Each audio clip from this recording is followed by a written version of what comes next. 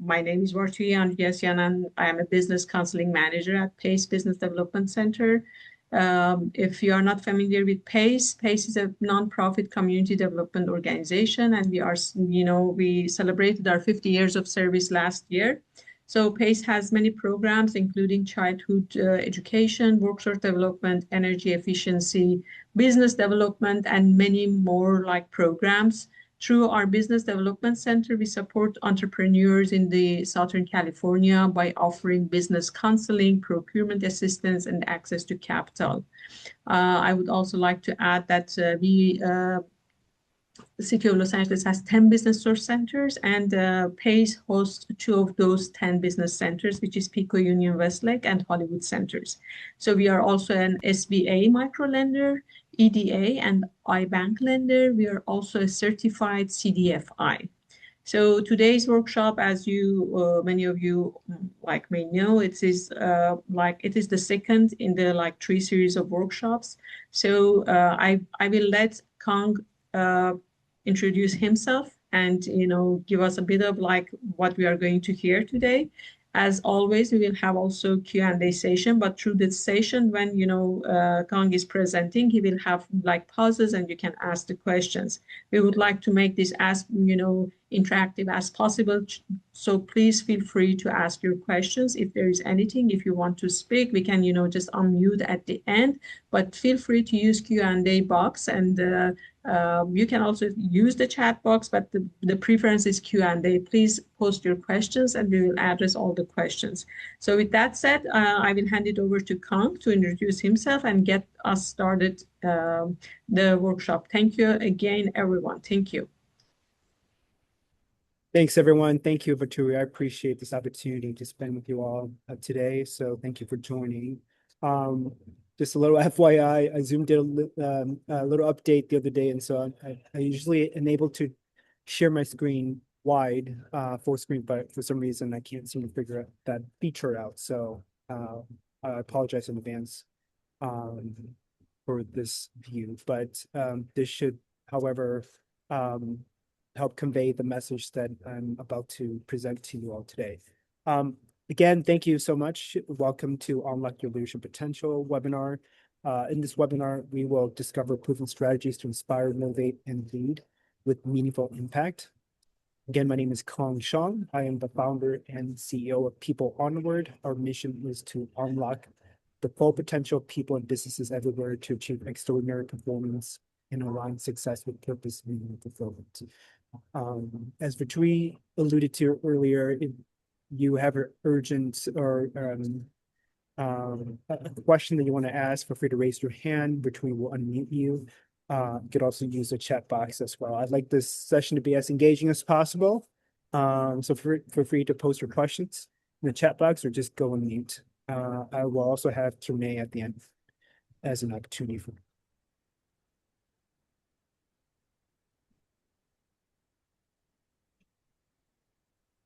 So a little bit of my background. I bring with me 15 years of experience in the leadership space. I worked at some of the world's top leadership development companies, such as at Korn Ferry and Franklin Covey, providing strategy, best practices, and personal professional development to primarily Fortune 500 business executives. Now I have my own firm. I'm able to apply my proven leadership skills, creative insights, and innovative solutions to tackle some of the biggest challenges facing organizations today in a variety of industries, from healthcare to technology to communications, entertainments, even manufacturing companies as well. The work that I do is inspired by the lens of Stephen Covey, but also other leaders in the space, primarily focusing on mindset shifting, business strategy, as well as leadership development. For today's agenda, we'll cover these items. First, why great leadership matters. Also, what good to great leadership looks like, as well as common mistakes leaders make and how to avoid them. The foundation of leadership, we'll also talk about some leadership frameworks that you'll take away with you that you could apply immediately, and then also mindset shifts of leadership. Of course, at the end, we'll have Q&A. So when it comes to what great leadership looks like and why it matters, really it comes down to our three things, in my opinion. First is really about business impact. Are leaders making the kind of impact that they need to drive the business forward so the business can not only generate revenue, but be sustainable long term, right? We also need to look at what are today's challenges as employers are facing, as well as from an employee standpoint. And then what does that journey look like from good to great? How do you elevate your mindset, your skills, your performance to build a culture that's sustainable, that's productive, where employees feel happy at work?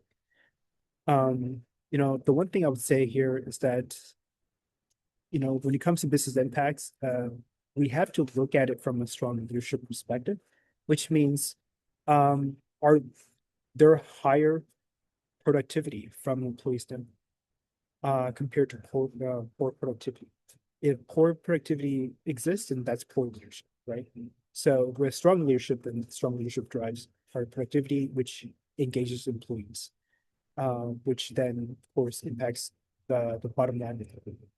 When you think about today's challenges, not only are we faced with the evolution of technology, such as AI, but also the rapid change of AI. And so that has to be taken into consideration. It's not just what's changing, but also at what rate. And how can employees adapt and be resilient? If you have employees that are disengaged, there might be a sign indication that they're not as adaptive to the changes that's right. So you might have to dig a little deeper into that through the launch of employee survey, maybe having conversations with employees, just to get their perspective about all these changes. And then, of course, the path to great leadership, requires elevating your mindset and also avoiding any mistakes along the way as much as you can. And also creating a culture that's inclusive, respectful, and decent. The reason why I say decent is because if you look at you probably have heard of emotional intelligence. Emotional intelligence is your ability to read people's emotions, right? As well as how your emotions could impact those around you. And there's actually another term called decency quotient. Decency quotient is it goes a step further. You are a type of leader that can read the room, meaning people's emotions. Are you able to use that information and turn it into something good, right? That's where decency quotient comes in. So if you're a leader that can quickly assess the situation and know how to respond, but how are you going to respond? Are you going to take that information and respond positively or negatively, right? So that's where the decency quotient comes in. And also the leader's ability to communicate clearly the vision of the organization, the goals, the strategic frameworks, all of that. Great leaders must also be effective communicators.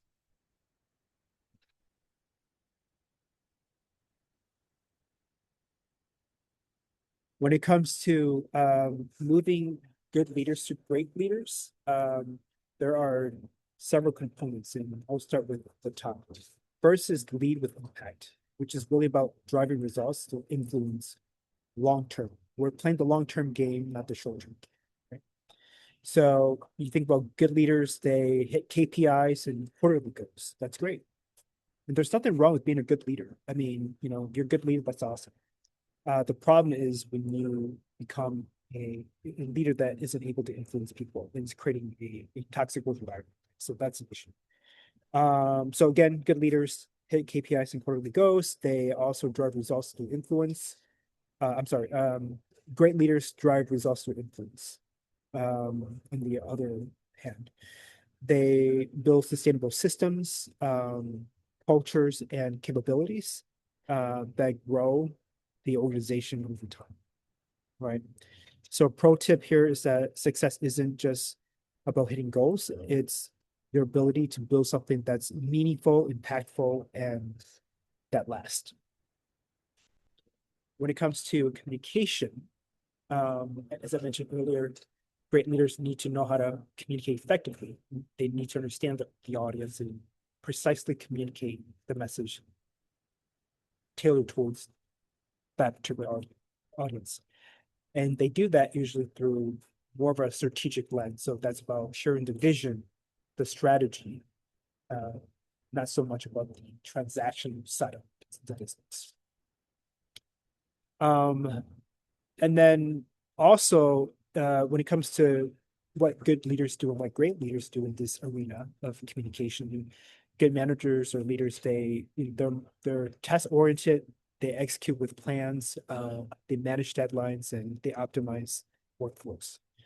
That's great. That's needed. That's what keeps the business operating. On the other hand, great leaders, they focus on the bigger picture, right? They're more focused on the strategy. They cast out a vision, communicate it effectively to the organization. They align their organization's values to the team's values, even down to the individual values. And then they also inspire people long-term towards the same direction and the right direction. Which I need to emphasize that. Now, a leader can inspire people towards a direction, but it has to be the appropriate direction. Pro tip here is that great leaders don't just manage to-do lists, they align people to the mission of the organization. So that's something to keep in mind. When it comes to building trust, as Stephen Covey says, the trust is at the foundation of every relationship, every transaction. So it's important to understand how trust is being built and also eroded.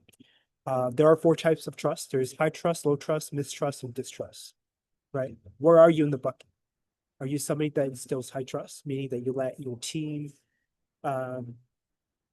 do what they want within the confines of the business?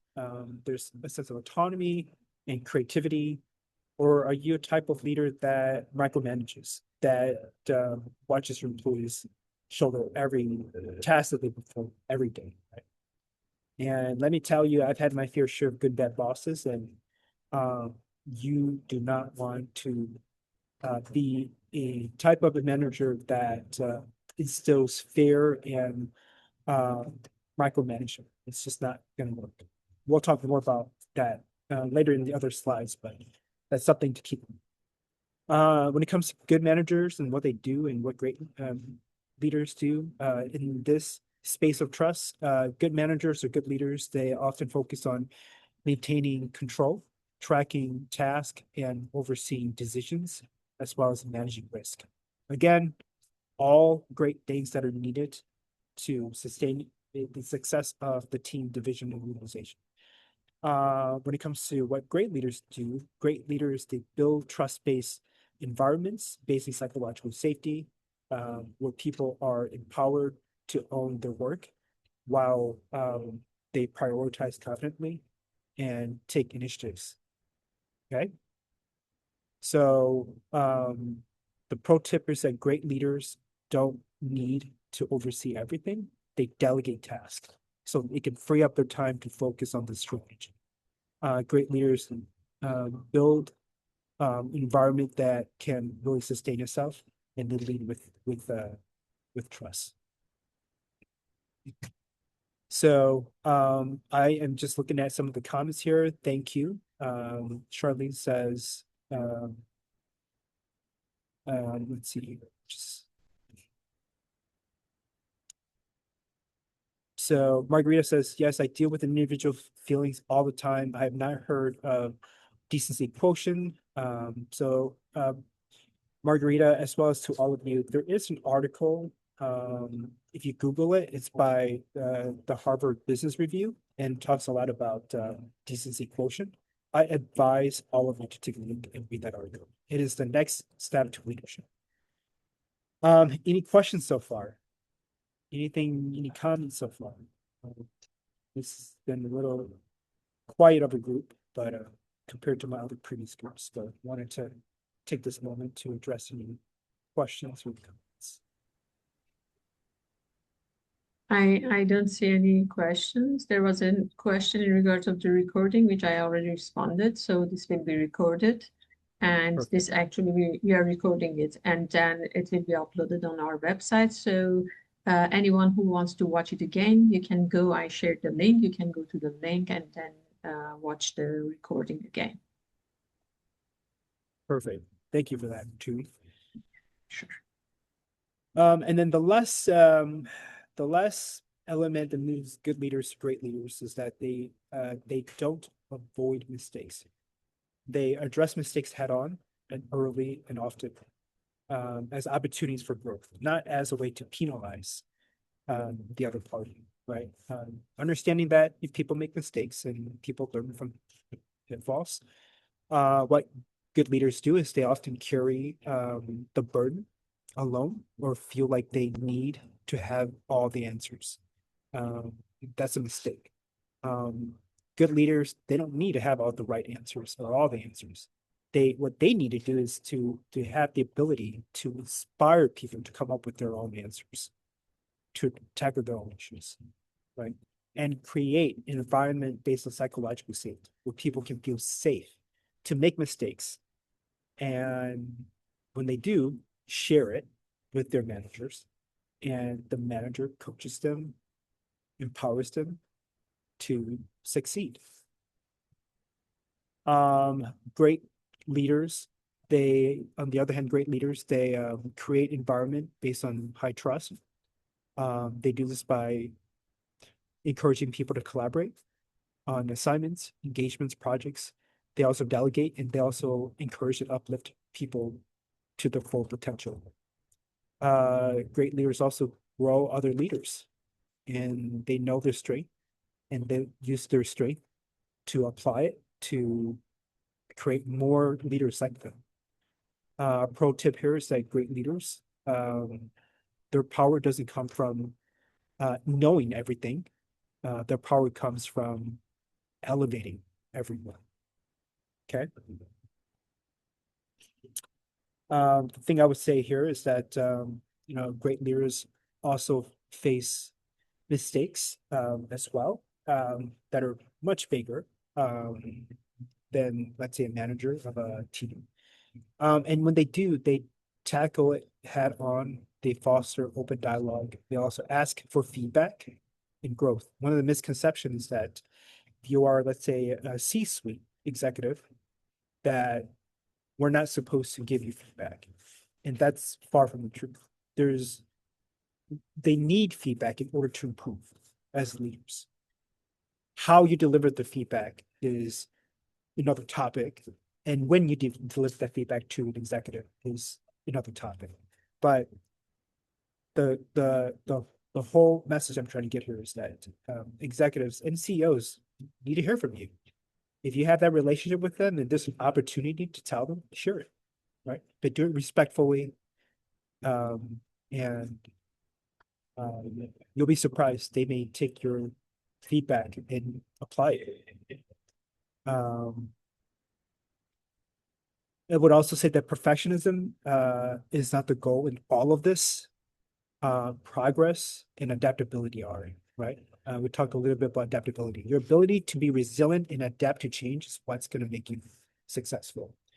And real progress comes from, trust and not comfort. So you have to trust the journey, trust the process of your leadership journey by taking these 4 elements into practice.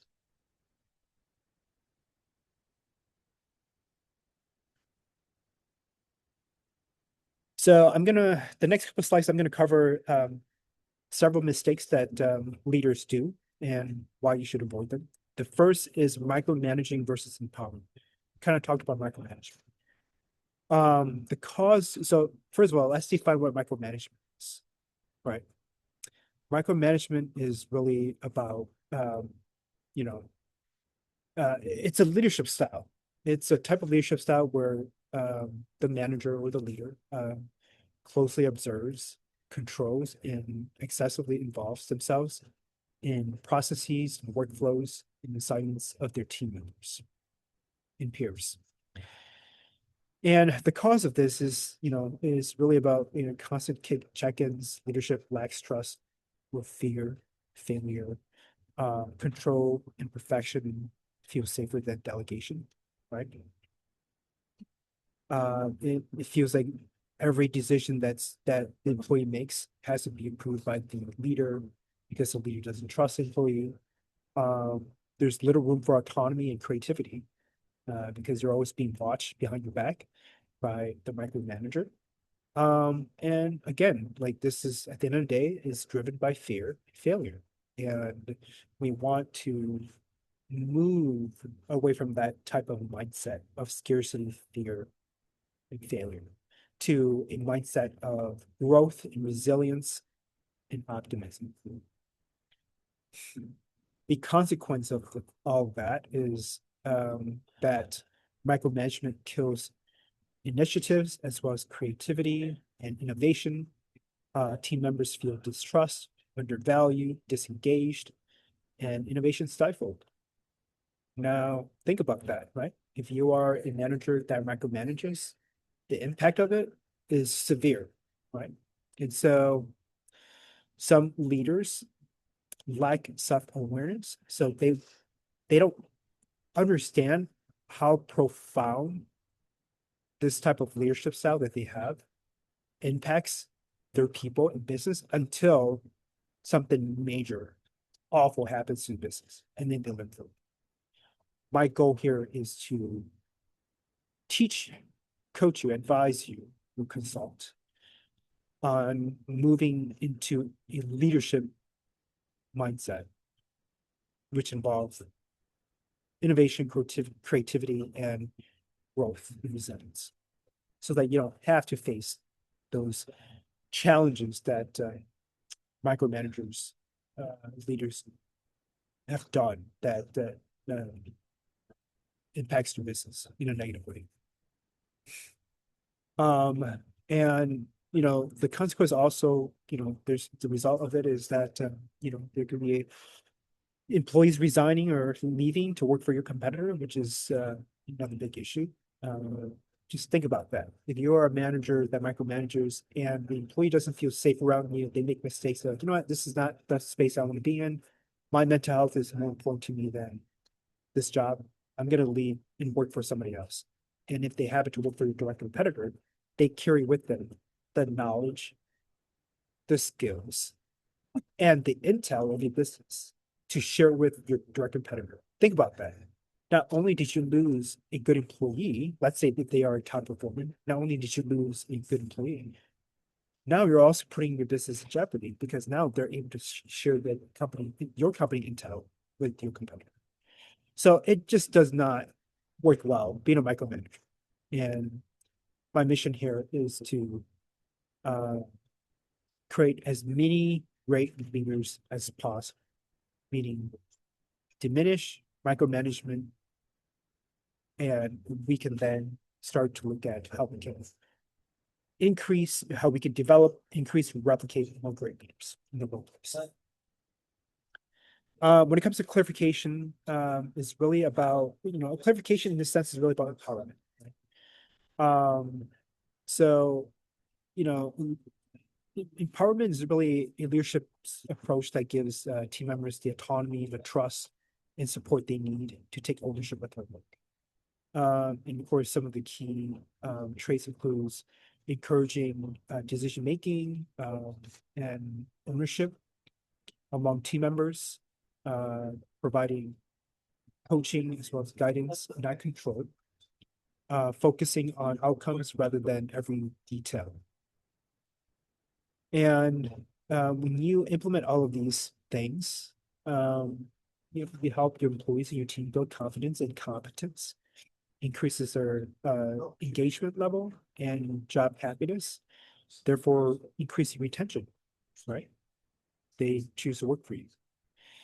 The benefits of all of this is that it fosters accountability, creativity, innovation, and frees up your time as a leader to focus on other things that are more pressing, right? Not so much the tactical, but more so the strategy. When you allow employees to work from autonomy, to work from a high trust environment, to work from high confidence, character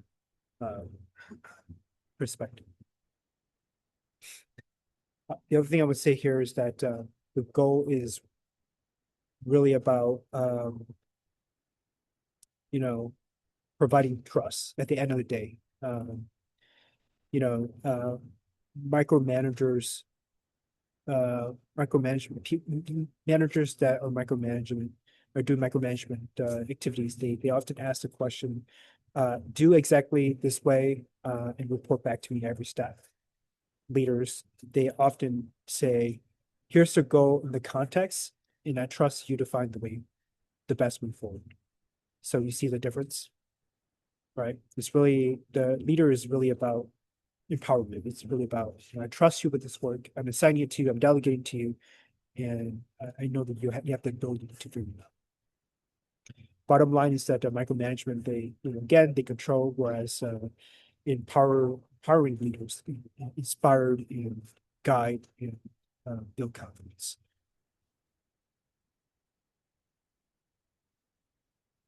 And check the comments here. Okay. All right. Well, I'll keep going. It doesn't seem like people are having questions. There is one Sure. question if you have a pause. So Gerard asked, how does a great leader empower while still ensuring high quality standards? Sorry, say that one more time. You just got cut. How does a great leader empower while still ensuring high quality standards? Yeah, so when it comes to empowerment, high quality standards, so I mean, it's not those two things are not separate. They actually are in correlation with each other. So we think about it, if you are a type of leader that empowers your people to be their best self, you're essentially unlocking their full leadership potential, which means that the output, or as a consequence of your leadership style, you're able to maximize their performance.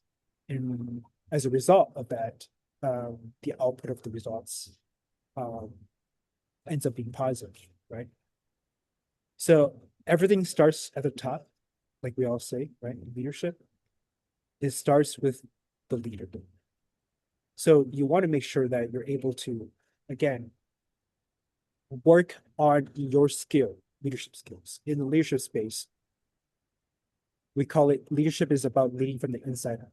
When you have the self-awareness to lead from the inside out, then you will inspire people and influence them to lead in a way that not only makes sense to them, but is in alignment with what you envision them to do, right?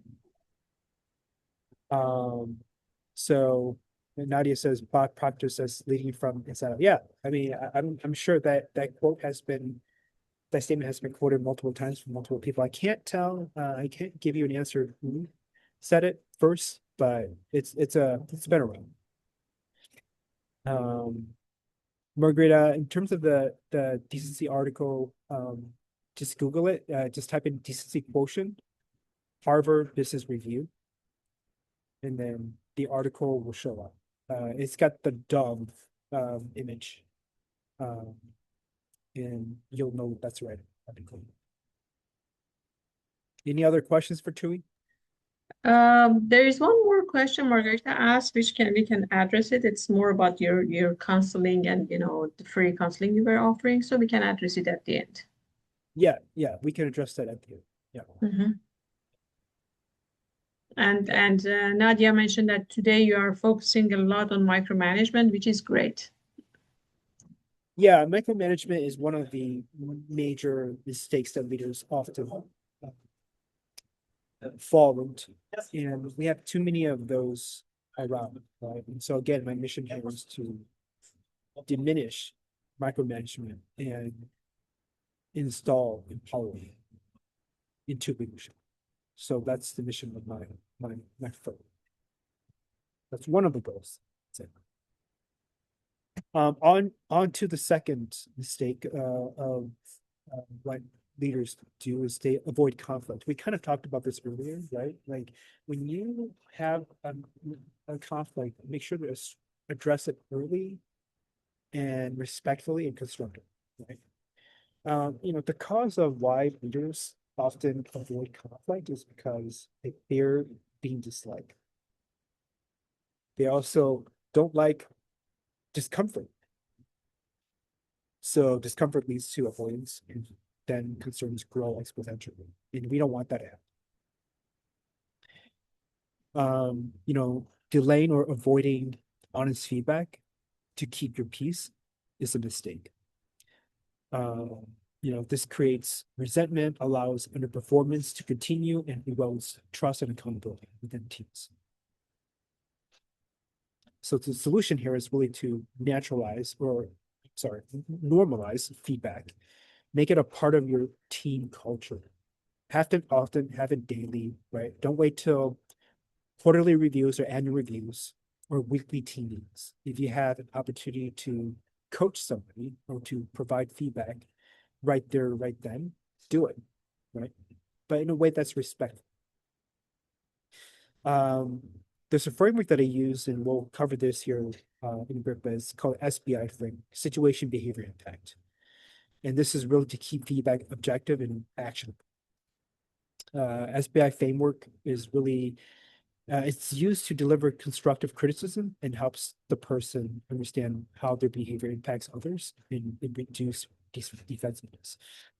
When you provide feedback early and often, but with clear and clarity and in care, they don't become bigger problems later down.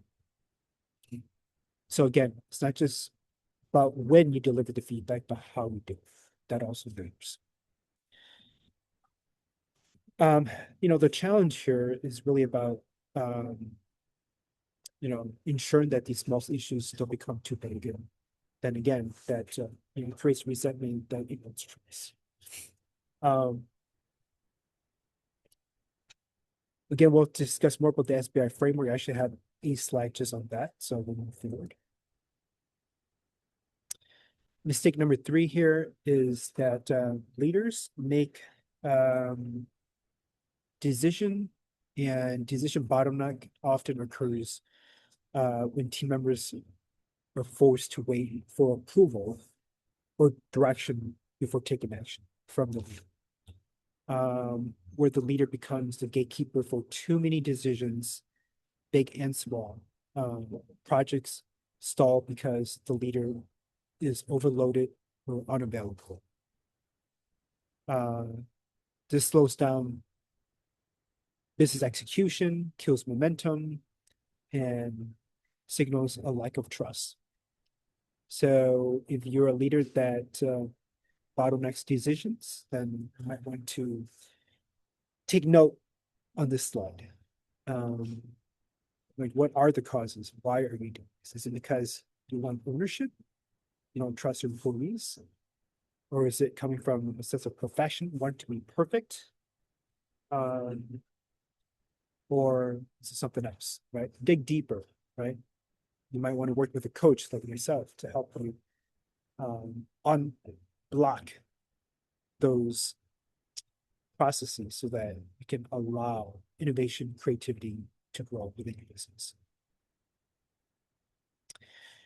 I would say some of the causes when it comes to decision bottleneck, it has to do with more so of fear of losing control or making mistakes.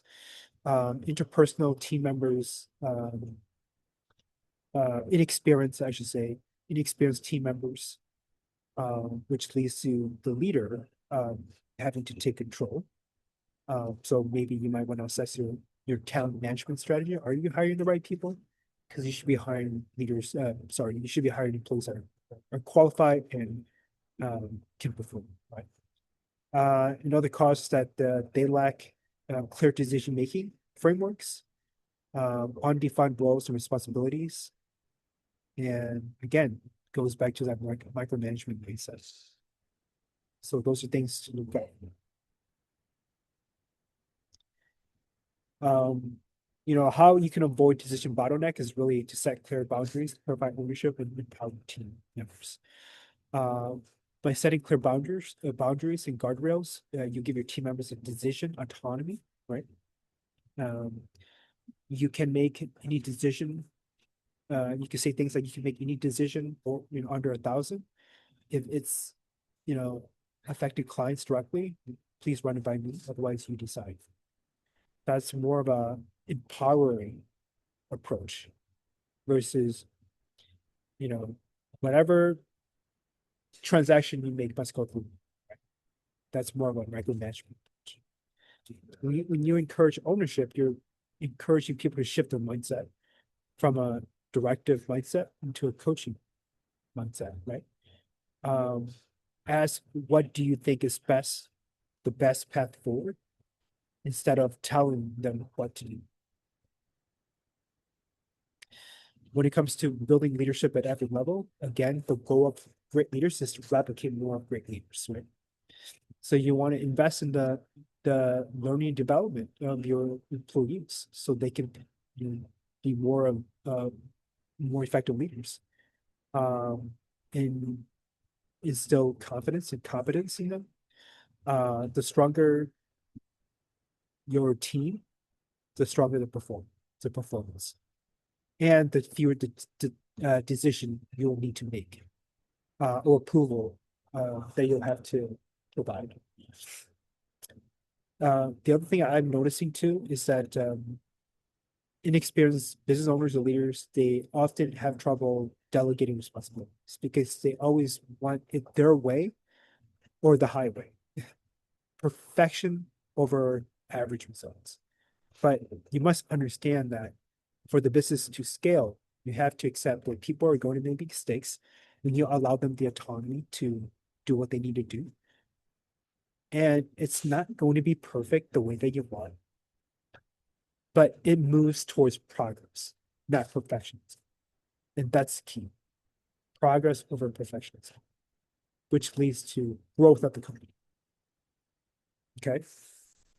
And in this mindset, you want to be able to empower your team members to make certain decisions on their own without you having to approve them to do so, and trust their judgment.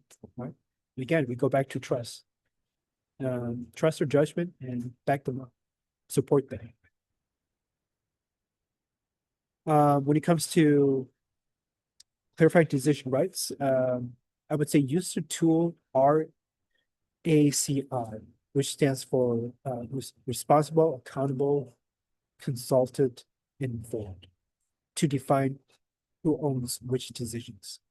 This framework really helps simplify the process so that it doesn't create confusion.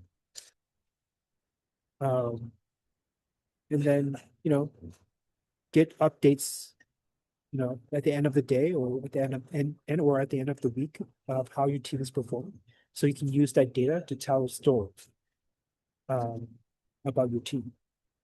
Data is key, data is king, but it also can't convey a full picture unless there's a story.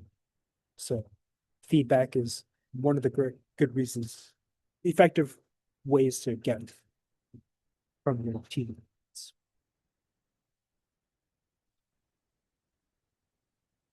Any questions so far? I've been kind of not sure.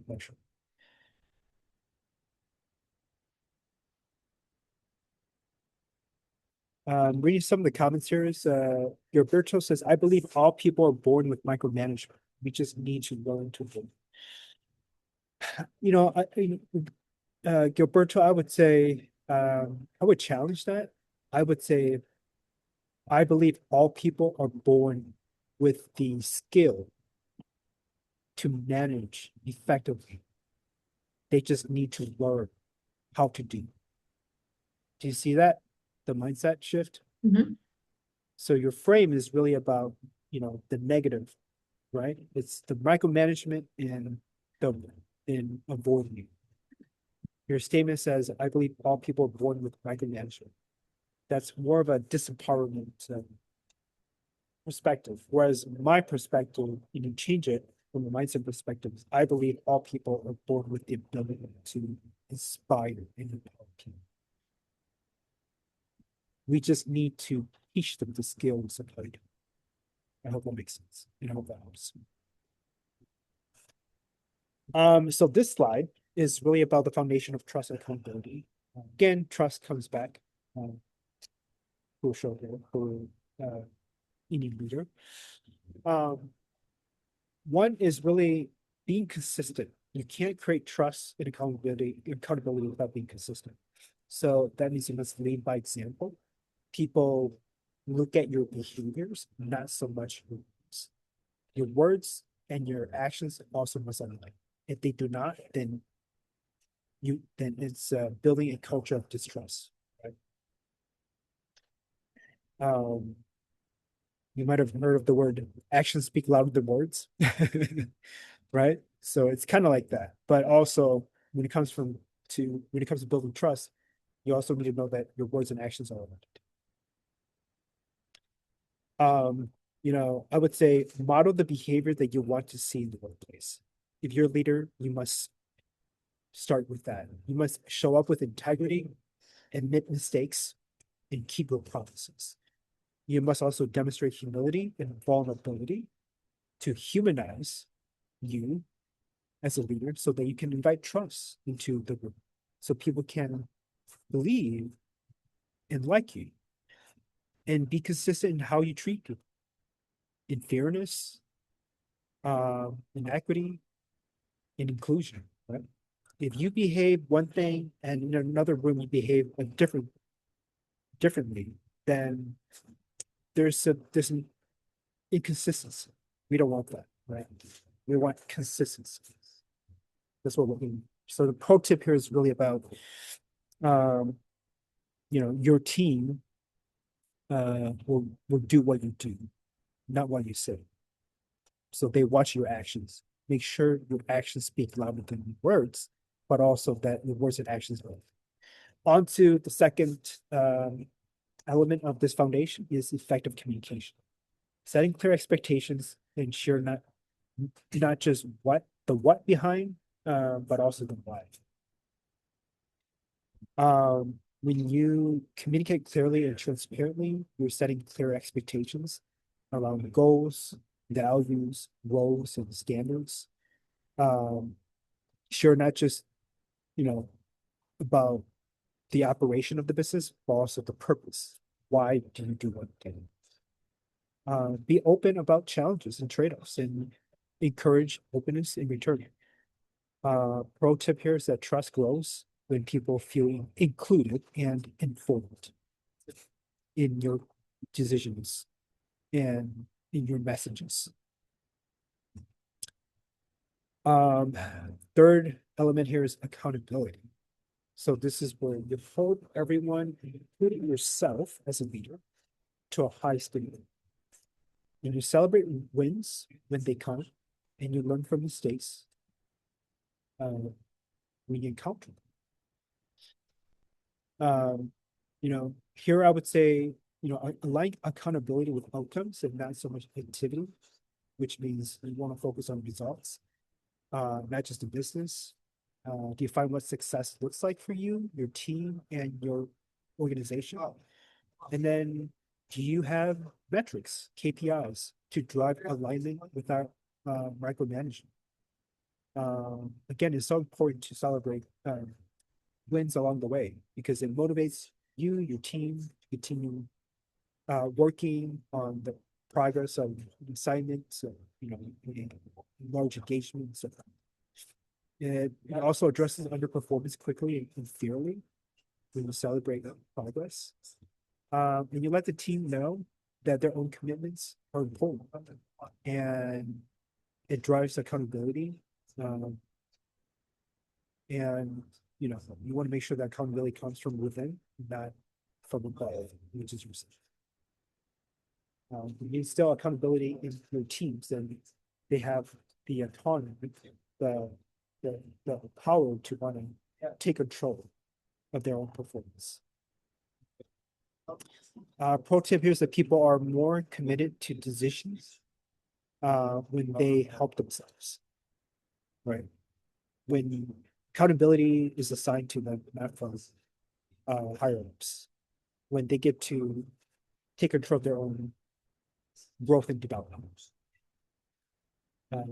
And accountability is not about blame. It's really about ownership and clarity. And lastly, the fourth element here is the trust equation. Again, comes up again, right? It's really about making it safe for people to speak up.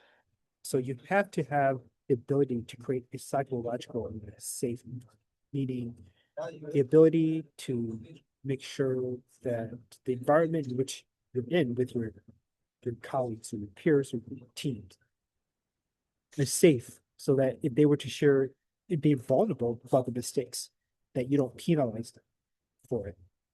You encourage them and you support them. You tolerate them, right?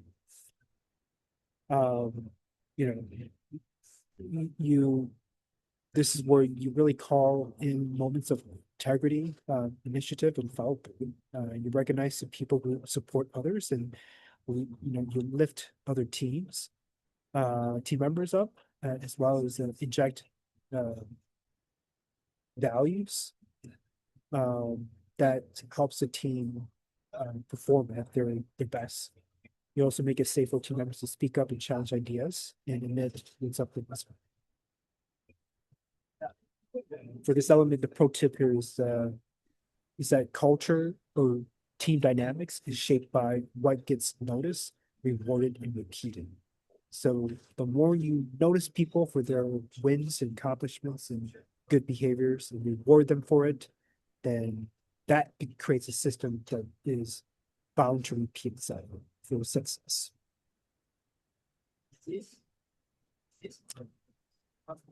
I have a question here. It says from Nadia, what was the last acronym? Accountability and other three terms. Are you referring to this slide, Nadia, or the other slide?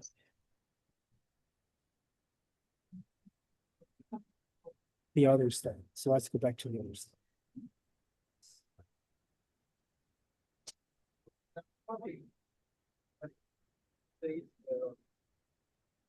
Are you talking about the SBI framework? Situation, behavior, this one. Yeah. Let me check here. We talked about the RACI framework, the responsible, accountable, consultative, informed. Yeah, so RACI, responsible, accountable, consultative, informed. It's a framework used to clarify decision making.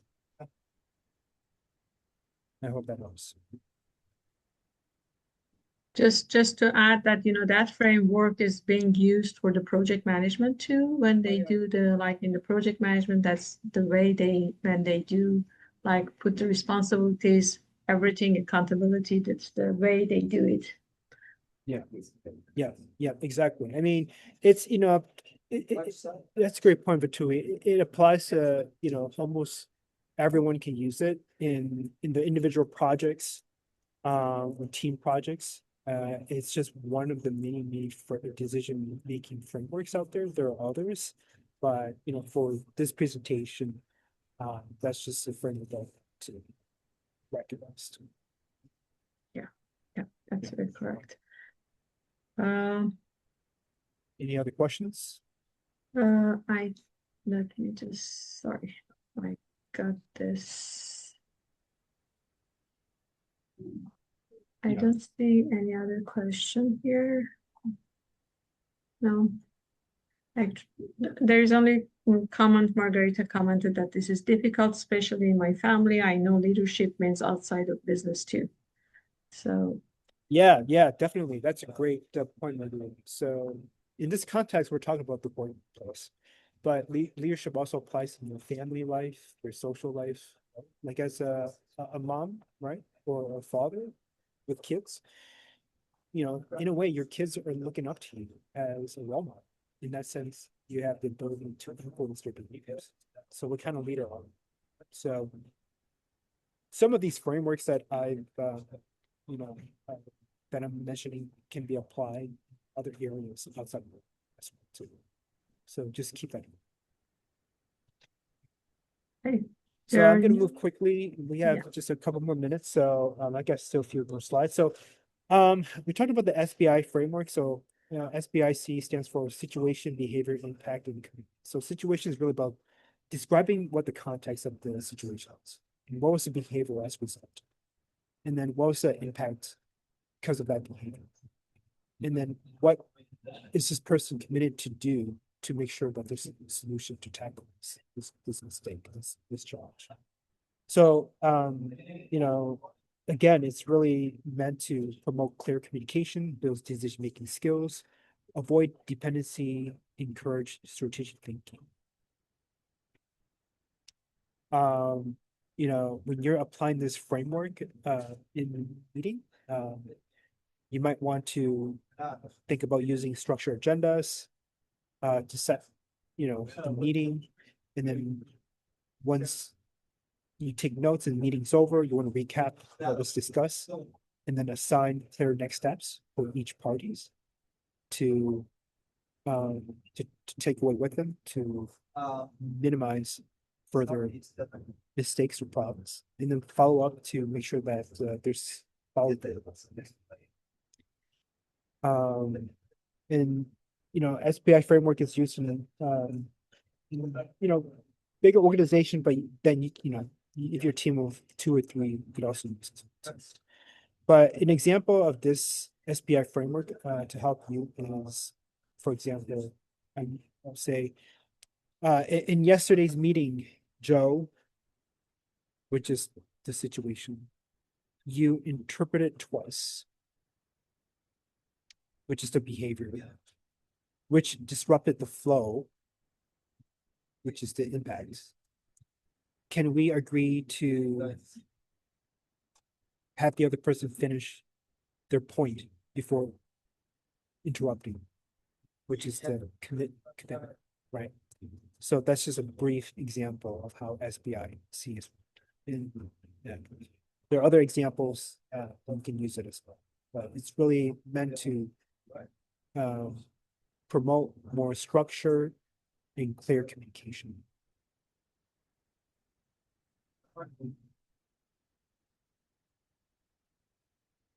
When it comes to decision-making tools for leaders, I like to use the 70-20-10 rule, which is 70% has to do with higher quality, structure, inputs, 20% is done through 20% is correlated through reduced stress, and 10% is through faster decision. So basically, when you use the framework that I'm about to give you, which is the Eisenhower matrix on the left side of here, this is the results you'll get on the right side with 70-20-10.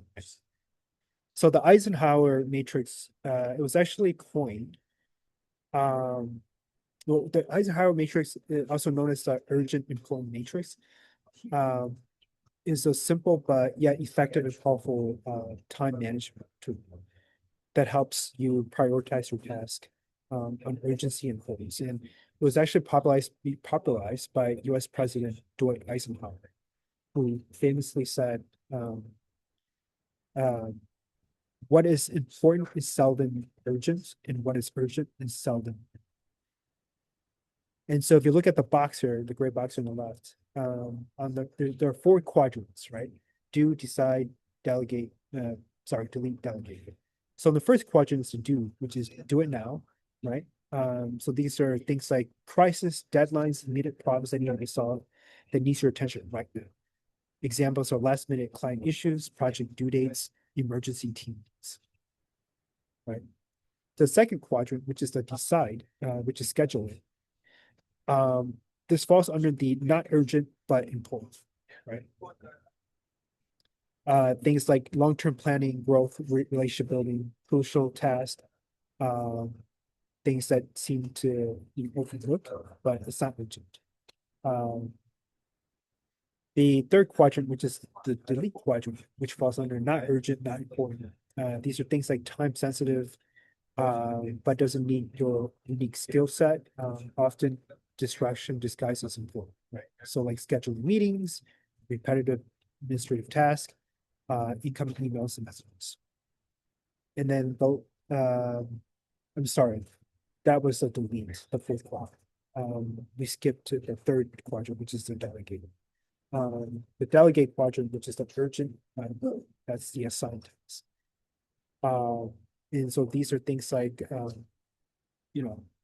often distractions or checking on the phone, right?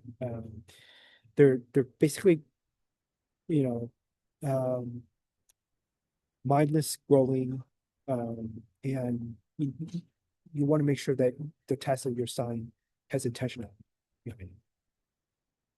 And then you can apply this time management framework to pretty much any role that you're in. It improves focus and delegation and prevents burnout as far as avoid crisis mode living. On to the next slide.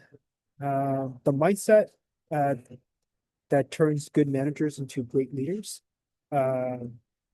They influence, they don't act from a place of authority. There's a major difference. They lead by example, they build trust, and they ask more than tell. Mistake is here is that